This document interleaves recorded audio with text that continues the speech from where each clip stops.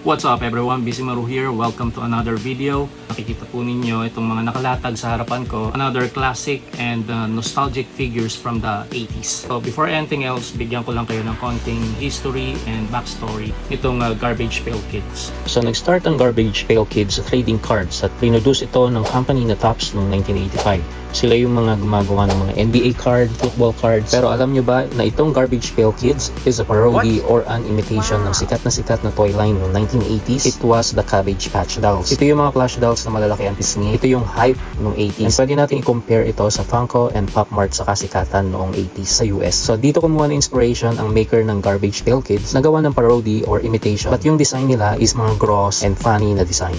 Good morning, children. I am here to tell you about the Garbage Pail Kids show.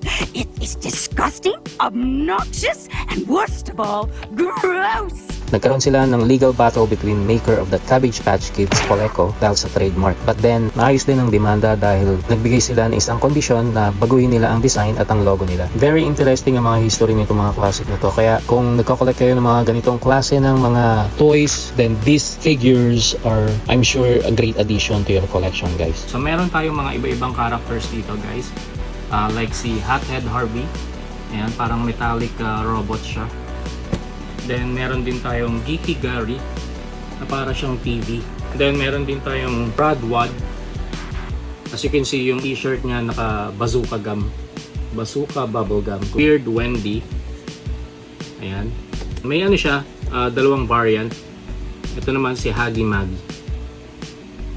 Ito naman si Adam Bam. Meron si Evil Eddie. So available to guys lahat sa Bisimaru Vintage Toys and Collectibles. Medyo limited lang yung stocks natin dito guys. Kaya kung gusto nyo pong i-avail ito guys, paki-message lang po kami sa Bisimaru Vintage Toys and Collectibles page. Pwede rin po kayo mag-walk in sa store sa Green Hill Shops Deal Plus.